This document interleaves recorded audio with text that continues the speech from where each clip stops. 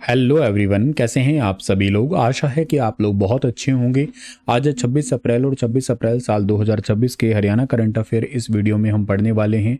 आइए प्यारे बच्चों, आज के इस वैल्यूबल से सेशन की करते हैं शुरुआत हम लोग। और पिछला जो सेशन हमारा गया था उसके अंदर मैंने आपसे एक सवाल पूछा था कि सीसवाल संस्कृति से संबंधित जिला कौन सा है।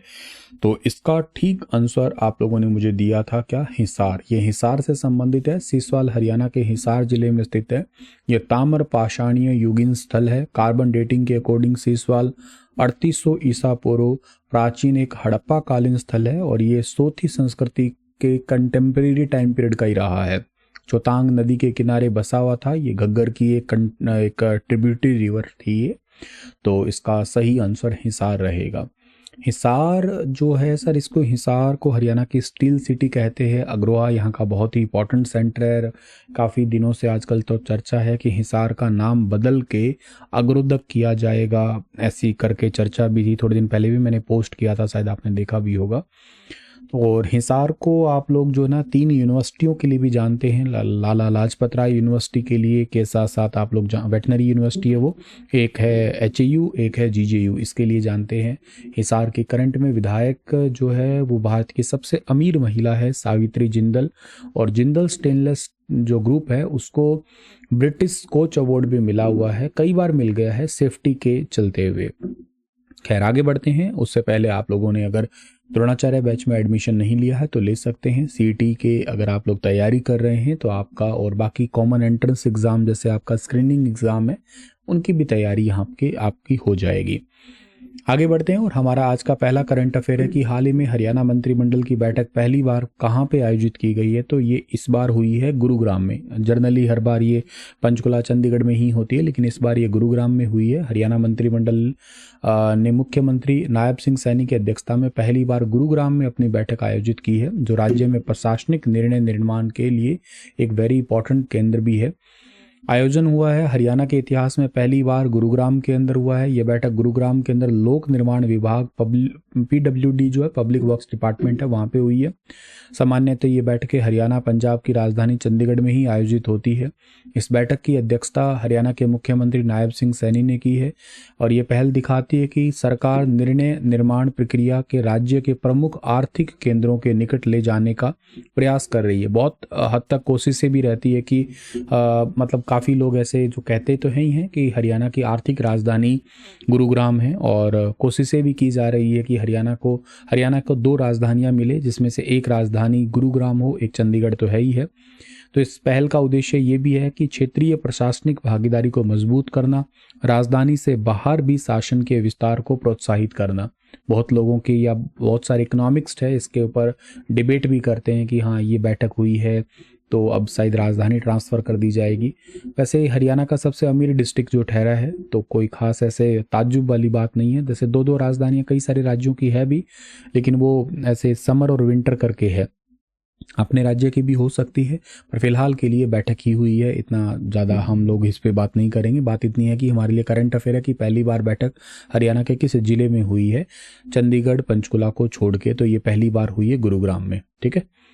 हाल ही में अभी गुरुग्राम का एक करंट अफेयर और भी था। LPG ATM सबसे पहले यहाँ पे खोला है। LPG ATM BPCL के द्वारा, भारत पेट्रोलियम कॉर्पोरेशन लिमिटेड ने खोला है। LPG ATM से पहले यहाँ पे एक अनाज ATM भी खुला था। तो ये करंट अफेयर इंपॉर्टेंट आ सकते हैं पेपर में, ठीक है। हाल ही में दिव्य भारत, भारत की आत्मा की एक झलक संकलन किस संस्था के द्वारा स्टार्ट किया गया है। तो एक दिव्य भारत स्टार्ट किया गया है नीति आयोग के द्वारा। नीति का मतलब क्या sir, national institution transforming India, तो नेशनल इंस्टीट्यूशन ट्रांसफॉर्मिंग इंडिया या राष्ट्रीय भारत परिवर्तन संस्थान कह सकते हैं। ये योजना आयोग की जगह पे आया था। 1 जनवरी को आया था। 1 जनवरी 2015 को इसकी स्थापना हुई थी। अध्यक्ष प्रधानमंत्री जी ही होते हैं। अब देखो ऐसा है कि यह पहल पारंपरिक पर्यटन से अलग है, क्योंकि यह निम्नलिखित स्थान मतलब मेन चीज़ों पे ध्यान देगी। जैसे स्थानीय जुड़ाव है, तो पर्यटकों को स्थानीय समुदायों के साथ रहने और उनके दैनिक दिनचर्या को समझने के लिए प्रोत्साहित करना है। सांस्कृतिक भागीदारी को, जैसे कि केवल त्योहारों को देखना नहीं बल्कि उनमें हिस्सा लेना, जैसे स्थानीय नृत्य सीखना है, मिट्टी के बर्तन बनाना है, स्थानीय व्यंजन जैसे कि क्षेत्र विशेष के पारंपरिक भोजन और उसे बनाने के तरीकों को बढ़ावा देना है। और नीति आयोग का लक्ष्य है उन स्थलों को वैश्विक मानचित्र पे लाना जो ऐतिहासिक या सांस्कृतिक रूप से समृद्ध है लेकिन चर्चा में कम रहते हैं। इससे पर्यटन स्थल जैसे ताजमहल है, जयपुर की इंपॉर्टेंट शहर है, या भीड़ का दबाव जो है ना यहाँ पे कम होगा। लोग मतलब ताजमहल पे जाते हैं, जयपुर में बहुत हवा महल में जाते हैं, या बहुत सारी ऐसी जगह है जहाँ पे लोग घूमने जाते हैं। एक जंतर मंतर दिल्ली में है, एक जयपुर का भी हिस्सा है, और राजस्थान की जैसे अजमेर है। बहुत सारे ऐसे फेमस जगह है जहाँ पे तो लोग जाते ही हैं, पर ऐसी जगहों को भी ढूंढने की कोशिश कर रहा है नीति आयोग जिससे लोग कम जानते हैं पर वो वैल्यूबल उतनी ही रही है या उनसे कहीं ज़्यादा भी हो कई बार। दूर दराज के क्षेत्रों में रोजगार के नए अवसर भी पैदा करना है, स्थानीय अर्थव्यवस्था को मजबूत भी करना चाहती है सरकार इसके पीछे। तो विरासत स्थल है जैसे कि स्मारक और ऐतिहासिक महत्व और उनके पीछे की कहानियों को उजागर करना है। लोक कला है, संगीत है, मौखिक परंपरा का संरक्षण और प्रचार करना है। यात्रियों को ये भी बताना है कि किस मौसम में भारत का कौन सा हिस्सा सबसे बेहतर अनुभव दे सकता है। पर्यटन से होने वाली आय का लाभ सीधा स्थानीय लोगों तक पहुंचाना भी है। नीति आयोग के उपाध्यक्ष का नाम है सुमन के बेरी है। अभी रिसेंटली निधि छीबर सीईओ भी बनी है, और विजन है भारत को केवल एक विजिटिंग डेस्टिनेशन नहीं बल्कि एक लर्निंग डेस्टिनेशन बनाना है। इस पहल से उन सांस्कृतिक विरासतों को बचाया जा सकेगा जो आधुनिकता के दौर में विलुप्त हो रही है। अब दिव्य भारत में अपना हरियाणा भी आएगा, स्पेशली कुरुक्षेत्र जिसको धर्म क्षेत्र भी कहते हैं। ये विश्व की आध्यात्मिक राजधानी के रूप में प्रमोट किया जा रहा है। और ज्योतिसर जहाँ गीता का उपदेश दिया गया था, ब्रह्म सरोवर को एक अनुभव, अभी रिसेंटली आपको याद होगा ज्योतिसर अनुभव केंद्र का भी उद्घाटन भारत के प्रधानमंत्री जी ने किया था। राखी गढ़ी की बात करते हैं तो अभी रिसेंटली जो बजट आया था उसमें भी इसका जिक्र किया ही गया था। इसको तो यूनेस्को वर्ल्ड हेरिटेज लिस्ट में शामिल करने की चर्चा है। हड़प्पा का सबसे बड़ा पुरातात्विक स्थल होने के नाते इसे इतिहास प्रेमियों के लिए एक मस्ट विजिट डेस्टिनेशन के रूप में भी शामिल किया गया है। सूरजकुंड लगाइएगा, अंतर्राष्ट्रीय मेला है। फरीदाबाद में लगने वाले इस मेले को भारत की हस्तशिल्प आत्मा के रूप में देखते हैं। अभी रिसेंटली 31 जनवरी से 15 फरवरी के बीच में लगा था ये गीता महोत्सव। कुरुक्षेत्र के अंदर अंतर्राष्ट्रीय लेवल पे गीता महोत्सव होता है। इस बार ये इंटरनेशनल लेवल जो इसका जापान टोक्यो यूनिवर्सिटी में होने वाला है। इवन हरियाणा का खान पान भी बहुत अलग है, जैसे कि बाजरे की खिचड़ी हुई है, कैर सांगरी की सब्जी हुई है, देसी घी का चूरमा है, लस्सी है। ये खाना भी एक अपने आप में यूनिक है। हर किसी के तो ना ये पचता नहीं है खाना। बाहर से एक बार मेरा दोस्त आया था और उसको जब यही कुछ खाना जो है ना खिलाया तो उनको लगा कि इतना घी, मतलब वो लिटरली यूँ मान के चलिएगा कि आप ये 1-2 किलो घी जो है ना उनके महीनों निकलते हैं, जहाँ अपने हफ्ते निकलते हैं ना उनके महीनों निकलते हैं ये। तो वाकई खाने की तारीफ तो खैर करनी ही पड़ेगी अपने राज्य की। और एग्री टूरिज्म की बात करते हैं तो हरियाणा के गांवों में खेत से थाली तक के अनुभव और ग्रामीण जीवन शैली को विदेशी पर्यटकों के लिए आकर्षण का केंद्र बनाया जाएगा।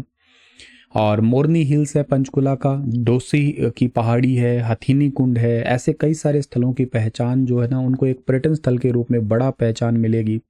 रेवाड़ी की जूती है, पानीपत के हैंडलूम है, उनको बाजार जो है मतलब कह सकते हो इंटरनेशनल लेवल का बाजार मिलेगा। गाइड, होम स्टे संचालक और स्थानीय परिवहन में युवाओं के नए अवसर भी पैदा होंगे। तो ये काफ़ी इंपॉर्टेंट होगा अपने राज्य के लिए भी, बाकी राज्यों के लिए भी, लेकिन अपने राज्य की जो इंपॉर्टेंट बात है वो मैंने आपको शेयर की है। 69वें नेशनल स्कूल गेम्स में चंडीगढ़ की अंडर 17 महिला क्रिकेट टीम के लिए किस खिलाड़ी का सिलेक्शन हुआ है? तो इनका सिलेक्शन हुआ, इनका नाम है Aditi Shoran. Option number B ठीक रहेगा। पहले भी आपने कई सारे करंट अफेयर में अदिति का नाम सुना होगा और पढ़ा भी होगा कि एकमात्र महिला खिलाड़ी है जो लड़कों के साथ प्रैक्टिस करती है। ऐसे करके कई बार आपने नाम सुना होगा इनका। 15 साल की उम्र की है, सोनीपत दोबेटा गांव की रहने वाली है, 11वीं की बच्ची है और कार्मल कॉन्वेंट स्कूल चंडीगढ़ की है एजुकेशन इनकी। और 69th नेशनल स्कूल गेम्स के तहत होने वाली महिला क्रिकेट चैंपियनशिप के लिए इनका सिलेक्शन हुआ है अभी चंडीगढ़ की अंडर 17 महिला क्रिकेट टीम में। ये स्टेट और नेशनल लेवल की क्रिकेट टीम की कप्तानी भी कर चुकी हैं। इन्हें BCCI लेवल की प्रतियोगिताओं में भी शानदार प्रदर्शन कर चुकी हैं ये। अदिति केवल क्रिकेट तक सीमित नहीं है। सेशन 2025-26 में इन्होंने क्रिकेट सहित कुल 3 खेलों में नेशनल लेवल पर चंडीगढ़ का प्रतिनिधित्व किया था। और टीम सिलेक्शन और घोषणा करने वाली आधिकारिक संस्था है चंडीगढ़ शिक्षा विभाग है। और हरियाणा की है, ध्यान रखना। नेशनल स्कूल गेम्स वह मंच होता है जहां अदिति चंडीगढ़ की अंडर 17 टीम का भी हिस्सा बन चुकी है। ये है अदिति। भारत के मुख्य न्यायाधीश न्यायमूर्ति सूर्यकांत जी ने भिवानी में किस यूनिवर्सिटी के दीक्षांत समारोह में भी हाल ही भाग लिया है? तो अभी हाल ही में एक यूनिवर्सिटी में गए हैं, चौधरी बंसीलाल यूनिवर्सिटी भिवानी के अंदर। साल 2014 से बनी हुई है यूनिवर्सिटी और इसके दीक्षांत समारोह में भी हिस्सा लिया है। और 53वें मुख्य न्यायाधीश है हमारे भारत के। 24 नवंबर 2025 को पिछले ही साल शपथ ग्रहण समारोह हुआ था इनका, और ये सर्वोच्च न्यायालय के मुख्य न्यायाधीश बनने वाले हरियाणा के पहले व्यक्ति है। ये हाँसी का जो पेटवाड़ क्षेत्र है वहाँ से संबंधित है। चौधरी बंसीलाल यूनिवर्सिटी प्रेमनगर भिवानी के अंदर अभी कार्यक्रम हुआ था, 5वां दीक्षांत समारोह था। और असीम कुमार घोष जो हरियाणा के राज्यपाल भी शामिल थे, हरियाणा के शिक्षा मंत्री महिपाल ढांडा भी इसमें शामिल थे। और आर्टिफिशियल इंटेलिजेंस पे एआई पे इन्होंने जिक्र किया था, जैसे कि एआई के पॉजिटिव और नेगेटिव प्रोज कॉन्स दोनों बताए थे। पॉजिटिव तो ये था कि न्याय प्रणाली की दक्षता बढ़ाने के लिए एआई का प्रयोग किया जा रहा है। नेगेटिव ये कि एआई से गलत जजमेंट भी हो रहा है, और इसकी वजह से जो है ना, जो बेसिकली फैक्ट्स होते हैं ऐसे कहते हैं गलत तरीकों को सही से दिखा दिया जाता है। जैसे अभी सोनीपत में थोड़े दिन पहले आपने शायद सुना होगा ना कि सफाई कर्मचारियों के लिए कुछ कंप्लेंट की गई थी कि यहाँ पे सफाई नहीं हुई है, लोगों ने ऐसे फोटो पोस्ट कर दी, और वापस से डिपार्टमेंट के कुछ लोगों ने ऐसा किया कि उसको एआई से जनरेट करके बिल्कुल साफ सुथरा दिखा दिया और फोटो को पोस्ट कर दिया और कहा कि हाँ देखो सफाई कर दी है। ऐसा ही एक एमपी के आईएएस अधिकारी थे, उन्होंने भी ऐसा किया, मुझे नाम अभी रिकॉग्नाइज नहीं हो रहा। उन्होंने किया कि ऐसे अपने पूरे इलाके के अंदर साफ सफाई की और बढ़िया से बहुत सारी पोर्टल पे फोटो अपलोड करके उन्होंने बल्कि एक अच्छे लेवल का सम्मान भी हासिल कर लिया। बाद में भांडा फोड़ हुआ तो पता लगा कि उन्होंने सब एआई से ही किया था। तो ये बिल्कुल ये कुछ नेगेटिव चीज़ें भी हैं इसकी। मानवीय भूमिका, सीजीआई ने स्पष्ट किया है कि न्याय जजमेंट देना पूरी तरह से जज की जिम्मेदारी है, इसमें एआई का हस्तक्षेप नहीं होना चाहिए। आर्टिफिशियल इंटेलिजेंस दो तरीकों पे, देखो कुछ लोग कहते हैं एआई है वो मनुष्यों की जॉब खा जाएगा। जॉब उन लोगों की खाएगा जो क्रिएटिव नहीं है। क्रिएटिव नहीं है इसका मतलब सर, जैसे एक तो होते हैं इंसान जो सब कुछ, फॉर एग्जांपल कोई सॉफ्टवेयर की बात करो आप लोग, जो सॉफ्टवेयर इंटरनेट से या कोई पर्सन देख देख के सॉफ्टवेयर लिखता है, मतलब कुछ नया नहीं कर रहा है, बस पहले से बने हुए कोड है उन्हीं का यूज़ कर रहा है। अब वो कोड एक्चुअली एआई बहुत जल्दी जनरेट कर सकता है, तो कंपनी उसको क्यों रखेगी, क्यों भलाई उसको पैसा देने वाली होगी। अब कोई पर्सन होते हैं क्रिएटिव होते हैं, कुछ नया सोचते हैं, कुछ नया बनाते हैं, अपने ही खुद के आइडिया होते हैं उनकी जॉब ना आज एआई खाएगा ना फ्यूचर में एआई खाएगा। हालांकि अभी तो हम वीक एआई पे हैं, एक इन फ्यूचर के लिए एक एआई आएगा जिसको हम लोग ब्रेन एआई बोलेंगे, एक कॉन्शियस एआई हो जाएगा, फिर सुपर एआई होगा जो ह्यूमन इंटेलिजेंस को भी एक्सप्रेस कर पाएगा, बट फिर भी क्रिएटिव की एक अपनी जगह जरूर होगी, है ना। एआई का कोर्स भी मैंने भी आपके लिए लेके आना है, थोड़ा सा व्यस्त हूँ। नेक्स्ट मंथ तक मोस्ट प्रोबब्ली आपके लिए एआई का कोर्स आ ही जाएगा, तो आप उससे भी बहुत कुछ सीख पाएंगे। एटलीस्ट इतना तो सीख पाएंगे ही जितना आप लोगों को इस ज़माने के साथ चल पाओ और कुछ चीज़ों से अर्न भी कर पाओ, आप लोग कमा भी पाओ मतलब। एनीवे, तो आगे बढ़ते हैं। अगला सवाल है कि विश्व मलेरिया दिवस, कल की क्लास में मैंने जिक्र किया था ना, वर्ल्ड मलेरिया डे 25 अप्रैल को मनाते हैं हम लोग। अब हरियाणा में मलेरिया की पॉजिटिविटी रेट कितनी दर्ज की गई है? तो हरियाणा में इसकी पॉजिटिविटी रेट दर्ज की गई है 0.014%। तो हरियाणा के केसेस ठीक है, लगातार कह सकते हो कि बहुत कम हो गए हैं। जैसे 2014 में मलेरिया के केस दिखाए गए हैं, 4,485 मामले थे, 2025 में घट के केवल 202 ही रह गए हैं। तो मतलब हरियाणा में मलेरिया पॉजिटिविटी रेट बहुत कम है, तकरीबन 0.014% ही है। और हाल ही के सालों में मलेरिया से होने वाली मौत तो हरियाणा के अंदर शून्य हो चुकी है। तो हरियाणा सरकार का एक लक्षित सूक्ष्म योजना यानी कि टारगेटेड माइक्रो प्लान और जन भागीदारी के माध्यम से ऐसा हुआ है। गांव और शहरी क्षेत्र में जहाँ पे भी बेसिकली बहुत ज़्यादा लोग रहते हैं या पानी का ठहराव ज़्यादा है, वहाँ पे सघन निगरानी हो रही है, इंटेंसिव टाइप की मॉनिटरिंग की जा रही है, घर घर सर्वे हो रहे हैं और हर एक केस की वैज्ञानिक जांच की जा रही है। जहाँ लेबर साइट्स, कंस्ट्रक्शन साइट्स वगैरह है उनकी भी निगरानी की जा रही है। 950 से ज़्यादा जो इंस्पेक्शंस है वो किए जा चुके हैं इसके लिए। निरोगी हरियाणा कार्यक्रम का मुख्य उद्देश्य क्या है? निरोगी हरियाणा कार्यक्रम का मुख्य उद्देश्य है कि बीमारियों की समय पर पहचान करना, अर्ली डिजीज डिटेक्शंस। योजना का नाम है निरोगी हरियाणा। इसको चलाता है हरियाणा का स्वास्थ्य एवं परिवार कल्याण तथा चिकित्सा शिक्षा एवं अनुसंधान विभाग। इसका उद्देश्य यही है कि निवारक स्वास्थ्य देखभाल यानी कि प्रिवेंटिव हेल्थ केयर के तहत नागरिकों की फ्री में या मुफ्त स्वास्थ्य जांच करना, बीमारियों का समय रहते, मतलब बीमारी फॉर एग्जांपल जैसे कैंसर की बात करते हो तो कैंसर जैसे बहुत सिंपल बीमारी है, अगर वो पहली स्टेजेस में पता लगता है। खतरनाक कब है? जो लास्ट स्टेजेस में पता लगता है। तो अर्ली डिटेक्ट करके उसको जल्दी ठीक कर देना, यही इस योजना का एक बेसिक सा टारगेट है। अब तक 1 करोड़ से ज़्यादा नागरिकों की स्वास्थ्य जांच यानी कि हेल्थ स्क्रीनिंग पूरी हो चुकी है। 5.86 करोड़ से ज़्यादा lab test free of cost किए गए हैं। यह योजना स्वास्थ्य सेवाओं की पहुंच को व्यापक बनाने और अपने राज्य में बीमारियों के बोझ को कम करने में सहायक सिद्ध हुई है। हरियाणा के अंदर अतिरिक्त मुख्य सचिव का नाम क्या है? सुमिता मिश्रा है, जो स्वास्थ्य एवं परिवार कल्याण विभाग को देख रही है। आगे बढ़ते हैं और आपके लिए एक सवाल छोड़ के जाते हैं। आज का सेशन इतना ही है कि हड़प्पा सभ्यता की खुदाई के दौरान राजा का मुकुट कहाँ पे पाया गया था? बताइएगा इसके बारे में विस्तार से। राजा के मुकुट के अलावा भी कुछ चीज़ें मिली होंगी यहाँ पे, तो बता सकते हो। और इवन आप इन चारों ऑप्शंस को बता सकते हो। ये एग्जाम के लिए अच्छे ऑप्शंस हैं आपके, है ना। Thank you so much. अपना ख्याल रखना है, मुस्कुराते ज़रूर रहिएगा, चैनल को सब्सक्राइब और वीडियो को लाइक ज़रूर कर देना। फिर मिलेंगे कल सुबह की बहुत ही इंपॉर्टेंट सी वीडियो के साथ में। तब तक के लिए इंतज़ार करिएगा और अपना ख्याल रखिएगा। शुक्रिया।